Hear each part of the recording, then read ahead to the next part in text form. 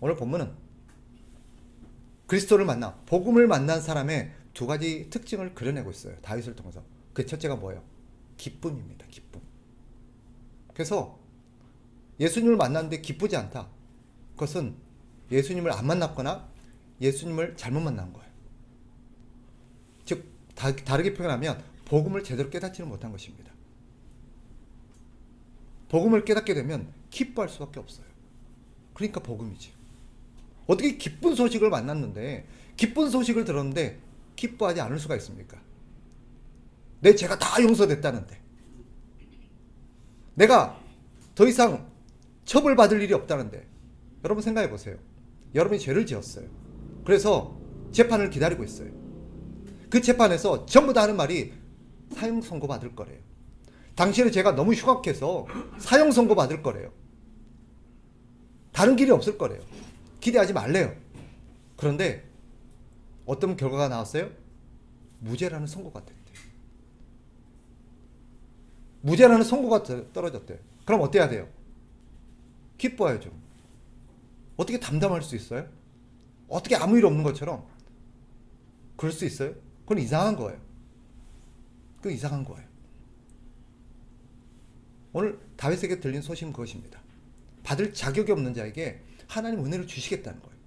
앞으로 내가 너에게 복을 주겠다는 거예요. 그러니 기쁠 수밖에 없죠. 하나님 나와 함께 하셔서 내 삶을 지키시고 내 삶을 인도하시고 내게 필요한 모든 것을 채우시고 앞으로 내 인생을 책임지시겠다는데, 더 나아가서 영원토록 내가 너를 돌보겠다는데 어찌 기쁘지 않을 수 있겠습니까? 또 하나, 오늘 다윗을 보면 백성들에게 선물을 나눠주죠.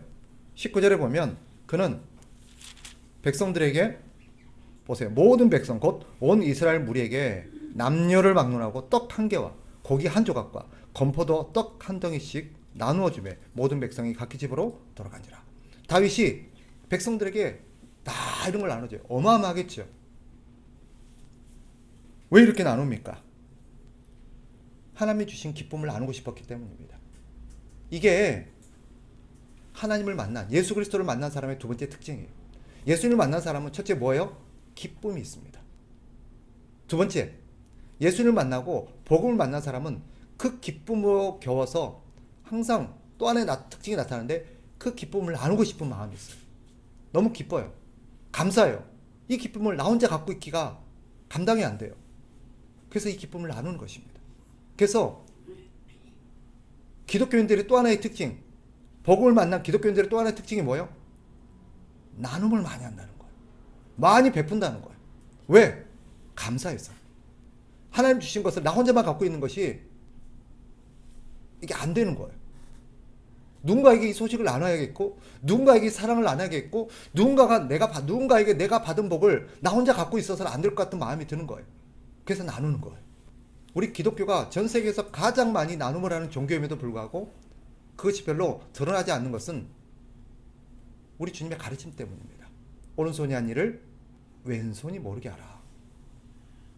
그들은 그것을 일부러 드러내지 않을 뿐이에요. 그냥 하나님 앞에 감사해서 나누는 것 뿐이에요. 굳이 자랑하지 않을 뿐이에요. 그게 기독교예요. 이것이 그리스도를 만난, 복음을 만난 사람의 두 가지 특징입니다. 첫째는 뭐라고요? 기쁨. 기쁨이 있어요. 두 번째, 나눔이 있어요. 그래서 그리스도인인데 복음을 만났고 예수 그리스도를 만난 사람인데 기쁨과 나눔이 없다. 정상이 아닙니다. 이건 정상이 아니에요. 내 삶에 기쁨이 있는가? 나눔이 있는가? 생각해야 합니다. 이거는 그리스도인의 노력이 아니라 자연스러운 반응입니다. 자연스러운 반응이에요. 다윗은 백성들에게 이 기쁨을 함께 나누고 축복한 이후에 집으로 돌아갑니다. 가족들에게도 이 기쁨의 소식을 나누고 하나님의 복을 나누기 원함이었겠지요. 그런데 집에 돌아갔는데 의외의 상황이 발생합니다. 자신의 아내인 미갈이 그를 멸시합니다. 다윗을 멸시해요. 이유가 뭐냐? 16절로 가보세요. 16절 같이 한번 읽습니다. 시작. 여호와의 궤가 다윗성으로 들어올 때에 사울의 딸 미갈이 창으로 내다보다가 다윗 왕이 여호와 앞에서 뛰놀며 춤추는 것을 보고 심중에 그를 업신 여기니라. 다윗이 막 뛰어놀아요. 왕임에도 불구하고 앞에서 막 춤을 추는 모습을 보면서 속으로 무슨 생각을 했을까요? 무슨 왕이 저래? 무슨 왕이 저런 처신머리 없이 저래? 그리고는 들어오는 다윗을 향해서 이렇게 쏘아붙입니다. 20절. 자, 20절 한번 봅시다. 같이 읽습니다. 시작. 다윗이 자기의 가족에게 축복하러 돌아오매 사울의 딸 미갈이 나와서 다윗을 맞으며 이르되 이스라엘 왕이 오늘 어떻게 영화로우신지 방탕한 자가 염치 없이 자기의 몸을 드러내는 것처럼 오늘 그의 신복의 계집종의 눈앞에서 몸을 드러내셨도다. 무슨 말이에요? 왕으로서 품위를 잃었다는 거예요. 왕답지 못했다는 거예요. 왕이 너무 품격 없이, 채신머리 없이, 채통 없이 그렇게 행동했다는 것입니다. 철없이 아이처럼 벌쩍벌쩍 뛰다니, 심지어는 속살이 드러나도록 벌쩍벌쩍 뛰다니, 그게 왕입니까? 라고 말하는 거예요.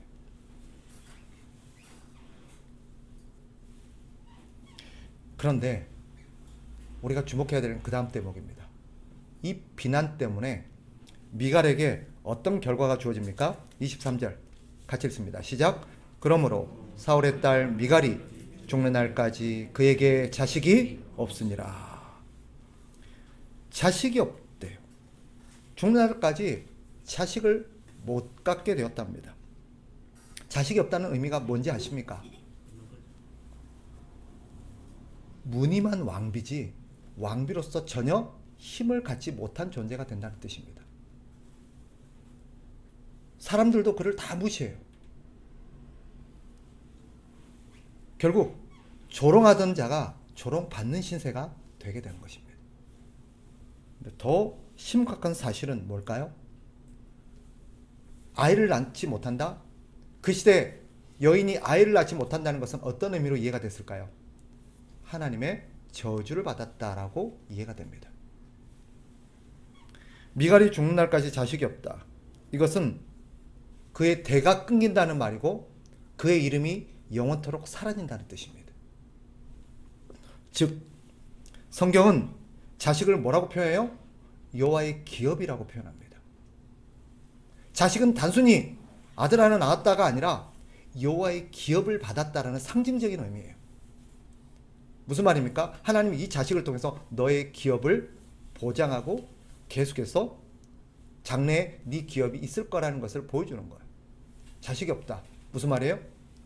이제 미갈에게는 장래에 그가 받을 여호와의 기업이 없다라는 뜻입니다.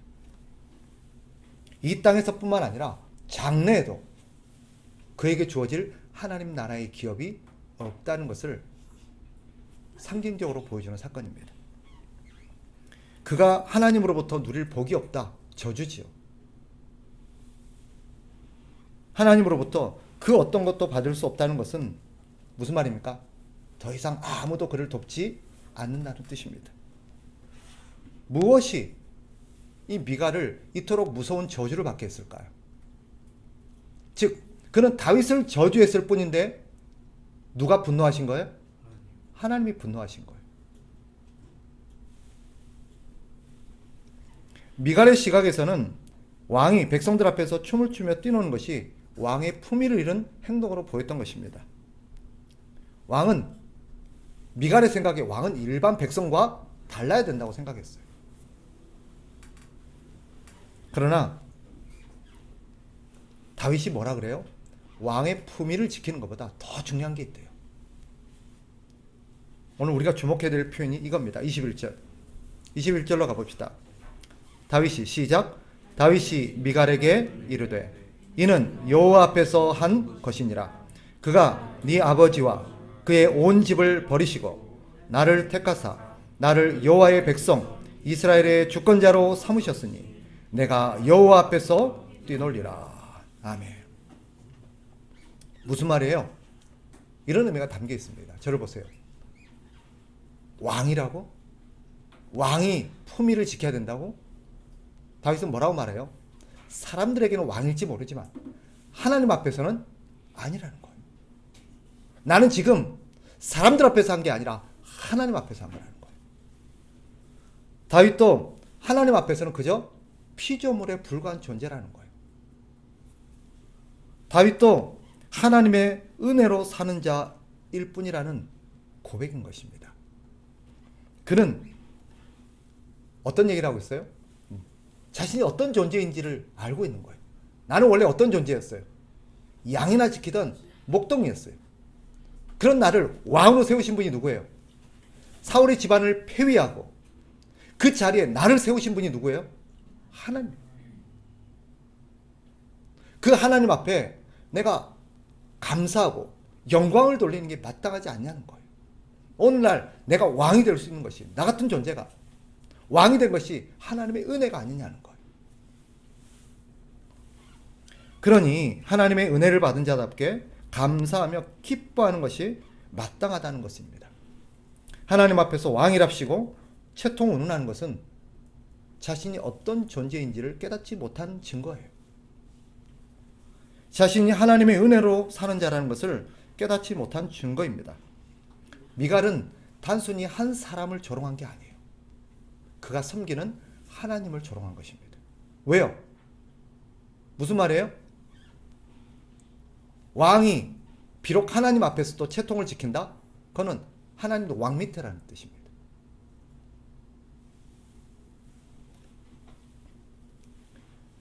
하나님께서 미갈을 저주하신 이유고 왜 그랬을까요? 왜 미갈을 저주하셨을까요?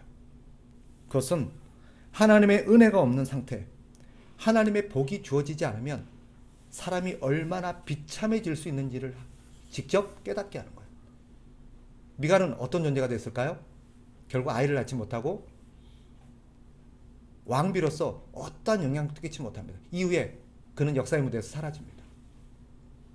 뒤에서 다들 아들, 물론 이제 그 아들들이 왕위를 이을 것인가, 또 여러 가지 대권을 잇고 어떤 것을 할 때도 미갈은 거기에 이름이 나오지 않아요.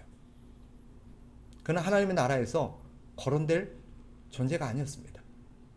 사람들에게도 잊혀지는 존재, 왕비임에도 불구하고. 사실 다윗에게 있어서 조강지처가 누구예요? 미갈이에요. 그러면 가장 힘이 써야 될 사람이, 그의 여러 왕비들이 있었죠. 가장 힘이 써야 될 존재가 미갈임에도 불구하고 그는 아무런 힘을 끼치지 못하는 허수아비가 되고 맙니다. 비참한 존재가 되죠. 천하의 왕비라 할지라도 하나님의 은혜가 없으면 얼마나 비참해질 수밖에 없는지를 이 미갈을 통해서 보여줍니다. 사실 미갈은 자신의 분수를 모르는 그런 교만한 자의 전형이라고 할 수 있어요. 본문을 보시면 재밌게도 미갈 앞에 다윗의 아내 미갈이라고 표현하지 않습니다. 본문을 다시 보세요. 자, 줄을 좀 꺼놓으시면 좋겠어요. 16절. 자, 미갈 앞에 어떤 수식어가 있어요? 사울의 딸 미갈이라고 표현합니다. 의도적으로 성경은 다윗의 아내 미갈이라고 하지 않고 사울의 딸 미갈이라고 그래요. 20절. 뭐라고 말해요? 사울의 딸 미갈이. 사울의 딸 미갈이. 23절. 사울의 딸 미갈이. 성경은 의도적으로 이 미갈을 표현할 때 어떤 수식어를 써요? 사울의 딸이라는 표현을 씁니다. 사울이 어떤 존재예요? 하나님을 무시하고, 그죠? 자신이 왕이 되려고 했고, 그죠? 자기가 가장 높고 자기가 가장 존귀한 존재라고 생각했던 존재입니다. 결국 하나님 앞에 어떻게 됐어요? 버림받았죠. 왜 미갈을 사울의 딸이라고 말합니까? 사울과 똑같은 운명의 공동체라는 거예요. 사울과 같은 존재라는 거예요. 더군다나 이 안에는 또 하나의 암시가 담겨 있습니다. 사울의 딸이 아까 어떤 운명이 됐어요? 영원토록 아이를 낳지 못했어요. 아이를 낳지 못한다는 의미가 뭐였어요? 그에게는 여호와의 기업이 없다는 것입니다. 그를 사울의 딸이라고 표현한 건 뭐예요? 하나님이 사울의 집안에는 어떠한 하나님의 나라의 기업도 주지 않겠다는 선언이에요. 즉 이것을 신앙적으로 해석하면 사울과 같은 자들에게는 사울의 어떤 생각, 사울의 어떤 가치관, 사울의 어떤 생각들을 따르는 자들에게는 하나님 나라의 기업을 단 한 평도 주지 않겠다라는 하나님의 선언입니다. 미가를 사울의 딸이라고 표현한 것은 사울을 추종하는 자, 사울에게 속한 자라는 뜻이에요.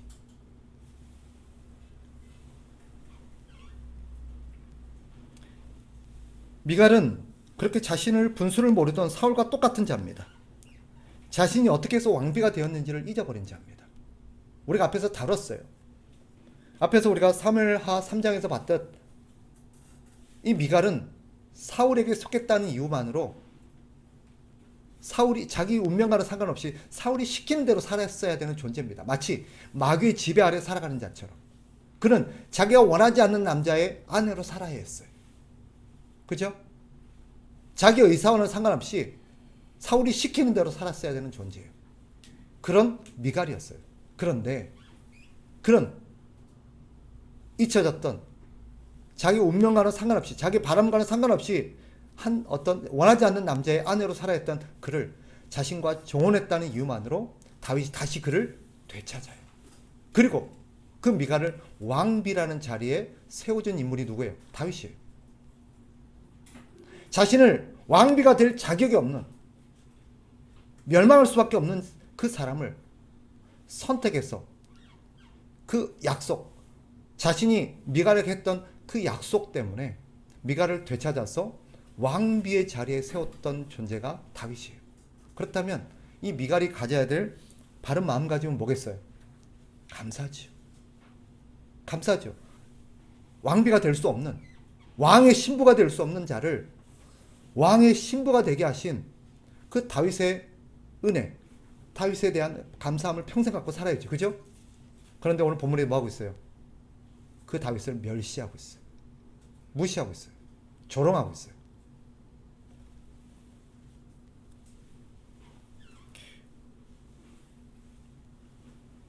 이것은 자신이 어떻게 왕비가 되었는지를 잊어버린 자의 모습입니다.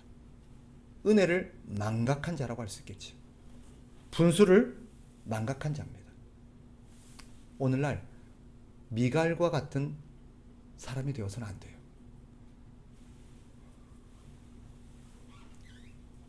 우리는 혹여나 우리가 미갈과 같은 생각과 태도를 갖고 있는지 아닌지를 겸손히 돌아봐야 됩니다. 우리 교회는, 하나님의 교회는 이런 미갈과 같은 자가 있어서는 안 됩니다. 오늘 하나님 앞에서 어떤 자가 미갈과 같은 자입니까? 자신의 사회적 채통이나 신분을 과시하는 자입니다. 내가 사회에서 어떤 자인데, 내가 얼마나 돈이 많고 얼마나 내가 대단한 신분을 갖고 있고, 또 교회 안에서 내가 목사님, 장로님, 권사님, 안수집사님, 자기의 직분을 내세우면서 자신의 어떤 품위, 채통을 운운하는 사람들, 그런 사람들이 미갈과 같은 사람입니다. 이런 사람은 분수를 모르는 자요, 은혜를 모르는 자입니다. 자기가 어떻게 그 자리에 있는지, 자기가 어떻게 그런 귀한 직분을 얻게 되었는지를 깨닫지 못하는 자예요. 그 모든 것이 하나님의 은혜라는 것을 인식하지 못한 자입니다. 자신이 하나님 앞에서 한낱 피조물에 불과하다는 것을 깨닫지 못한 자죠. 목사도, 장로도, 권사도 세상에서 어떤 위치에 있는 사람이든 그저 하나님 앞에서 피조물에 불과합니다. 누군가가 교회에서 근엄한 척, 점잖은 척, 하나님 앞에 예배할 때도, 하나님을 찬양하고 하나님을 섬기는데도 자신의 어떤 체면과 자신의 신분을 생각하면서 근엄한 척 한다는 것은 어떤 의미예요? 나는 너희들과 달라, 나는 너희들과 다른 존재야 라고 과시하는 것에 불과합니다. 미갈과 다를 바 없지요. 여러분, 품위와 근엄함은 어떤 그런 척하는 행동이나 우리의 외적인 치장에서 나오는 게 아닙니다. 멋진 옷을 입고 어떤 근엄한 척하는 행동을 하고 어떤 특별한 행위를 한다고 근엄해지는 것도 위험을 갖고 있는 것도 아닙니다. 그 모든 품위와 존귀함, 그런 것은 하나님으로부터 나옵니다. 하나님으로부터 나와요. 즉 하나님이 높여주셔야 존귀해지는 거예요. 자기가 아무리 존귀해지려고 하고 아무리 존귀함을 받으려고 해도 그러면 그럴수록 어떻게 돼요? 조롱을 받아요. 조롱을 받아요. 그런데 하나님이 높여주시면 자기가 아무리 낮은 것 같아도 보잘것없는 것 같아도 하나님이 높이시면 존귀한 존재가 됩니다. 대표적인 인물이 누구예요? 다윗이에요. 다윗은 어떤 존재였어요? 아무도 눈여겨보지 않는 존재였어요. 우리가 기억하잖아요. 사무엘이 왕 이새의 아들 중에 왕으로 기름 부음 받은 하나님의 선택한 아들이 있다는 것을 알고 그 아들에게 기름 부으러 갔을 때 이새조차도 그죠? 별로 눈에 두지 않았던 아들입니다. 첫째부터 일곱째까지는 다 불러서 사무엘을 만나게 했을지라도 이 막내인 다윗만큼 생각도 안 했던 인물이에요. 그런데 누가 그를 주목하세요? 하나님이 그를 주목하세요. 사람들은 아무도 눈여겨보지 않았지만 하나님이 그를 주목하니까 사람들이 다 쳐다보는 거예요. 하나님이 그를 높인 자리에 앉히시니까 모든 사람들이 우러러보는 거예요.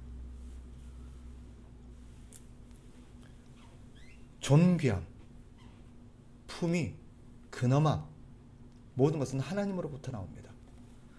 하나님을 알고 하나님을 경외하는 자에게 하나님이 주시는 것입니다. 하나님의 은혜를 알고 하나님 앞에서 자신의 분수를 아는 자에게 하나님은 그런 은혜를 주십니다. 하나님 앞에서 낮아지면 낮아질수록 이상하게 하나님은 그 사람을 더 존귀하게 만드십니다. 여러분, 우리는 직분자이기 전에 한낱 피조물에 불과합니다. 하나님이 부르지 않았더라면 우리는 우주의 먼지와 같은 존재였어요. 하나님이 어느 날 그 흙을 빚어서 사람을 만들지 않았더라면, 그래서 아담을 만들지 않았더라면 그 아담은 그저 우주의 먼지로, 흙으로 그저 끝났을 존재입니다.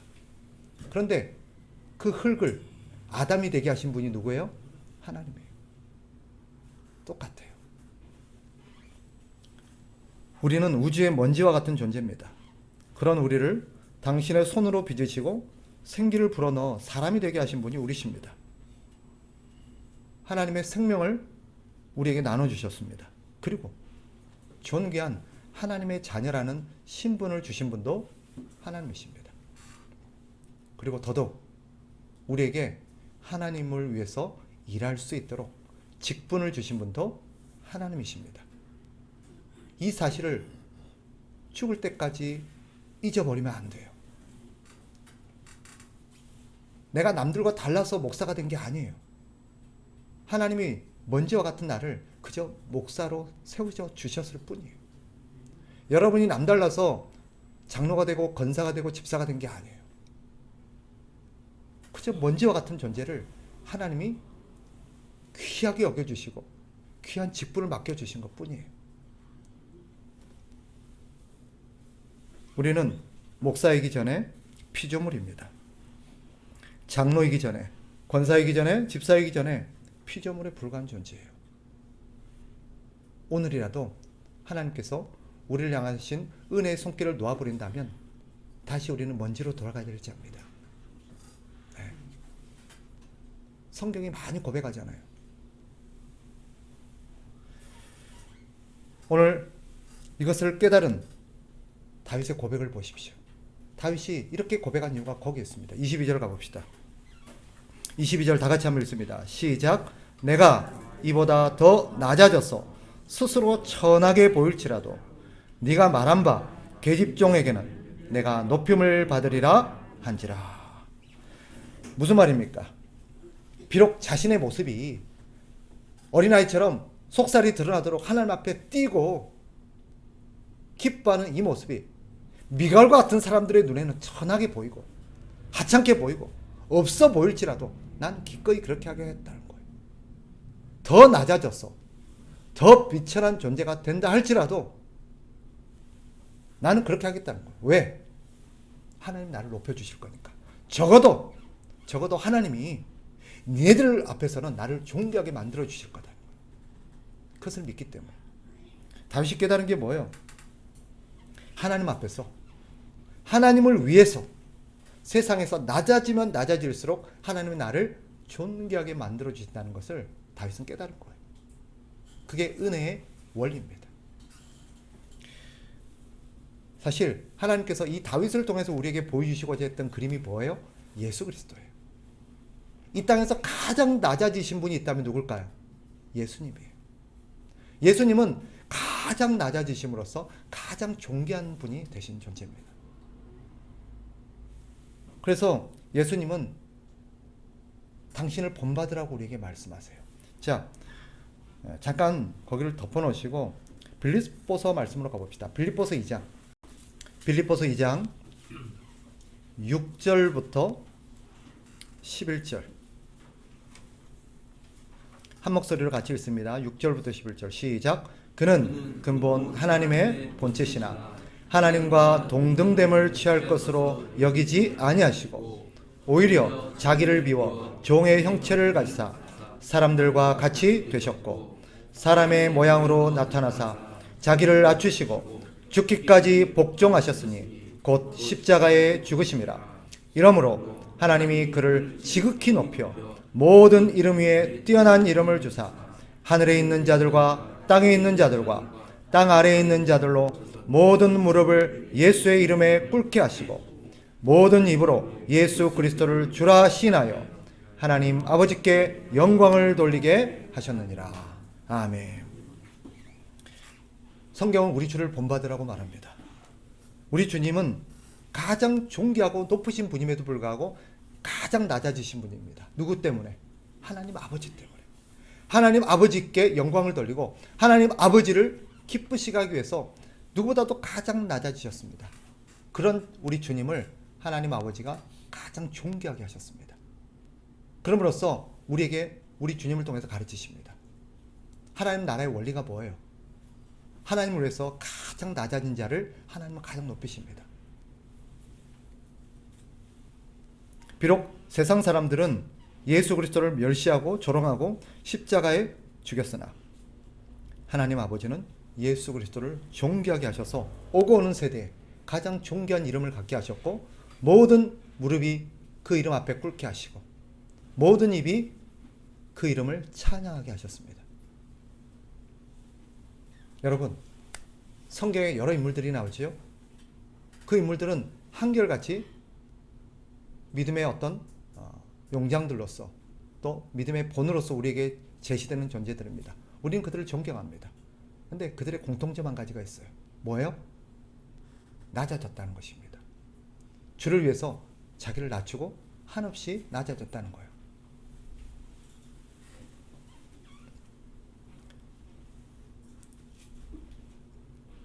오늘 본문의 다윗은 예수님을 보여주는 그림자로서 우리에게 우리가 어떤 존재가 되어야 되는가를 보여주는 인물입니다. 혹시 여러분 가운데 사회적으로 신분이 높은 분이 계십니까? 부유하십니까? 아니면 하나님의 귀한 직분을 맡은 중직자입니까? 기억하셔야 돼요. 우리는 하나님의 피조물이라는 것을 잊어서는 안 됩니다. 우리는 먼지였습니다. 하나님의 은혜가 아니었다면, 하나님이 부르시지 않았다면 먼지와 같은 존재로 끝났을 존재입니다. 우리는 하나님의 은혜로 하루하루를 사는 자들이에요. 2023년도를 우리에게 열어주시고 살게 하시고 기회를 주신 분이 하나님이십니다. 하나님의 은혜를 망각하고 자신의 분수를 모르고 교만하게 살면 안 돼요. 우리의 마땅한 본분은 무엇입니까? 하나님을 알고 하나님의 은혜를 높이는 것입니다. 자랑하는 거예요. 그런 자들에게 하나님이 복을 주십니다. 어떤 복을 주세요? 존귀하게 만들어 주세요. 존귀하게. 이 땅에 하나님께서 저와 여러분의 이름을 존귀하게 만들어 주셨으면 좋겠어요. 그러나 그것은 우리가 하나님을 위해서 낮아졌을 때입니다. 2023년도 주를 위해서 낮아지십시다. 하나님이 우리에게 어떤 직분을 주시고 어떤 사회적으로 자리를 허락하시고 어떤 성공을 거두게 하시고 어떤 부를 누리게 하실지라도 하나님 앞에서 한없이 낮아집시다. 네. 그리고 교회 안에서 자신의 어떤 신분, 직분 운운하면서 이렇게 채통을 내세운다든지 그렇게 교만하게 행동하지 맙시다. 우리는 하나님 앞에서 어린아이와 같은 자가 되어야 돼요. 네. 가끔 예배할 때 보면 이상하게 예전에 안 그랬던 분들이 중직자가 되게 되면 이상하게 그렇게 고개가 뻣뻣해져요. 하나님을 찬양할 때도 찬양하는 자세부터가 달라져요. 심지어는 뭐라고 말하냐면 청년들이 막 앞에서 뜨겁게 찬양하고 막 젊은 사람들이 막 찬양하고 막 그런 모습을 보면서 나도 한때는 저랬지. 나이 먹고 그러는 거 아니야. 하나님 앞에서 나이가 어디 있습니까? 하나님 앞에서 나이 운운하시면 안 돼요. 네. 우리는 사람들 앞에서야 우리가 나이값을 하고 사람들 앞에서 어른일 수는 있지만 하나님 앞에서 어른은 없습니다. 하나님 앞에서는 우리 모두가 어린아이입니다. 똑같은 피조물이에요. 똑같은 먼지 같은 존재입니다. 하나님 앞에서 자기의 어떤 자리, 위치 이런 거 운운하시면 안 돼요.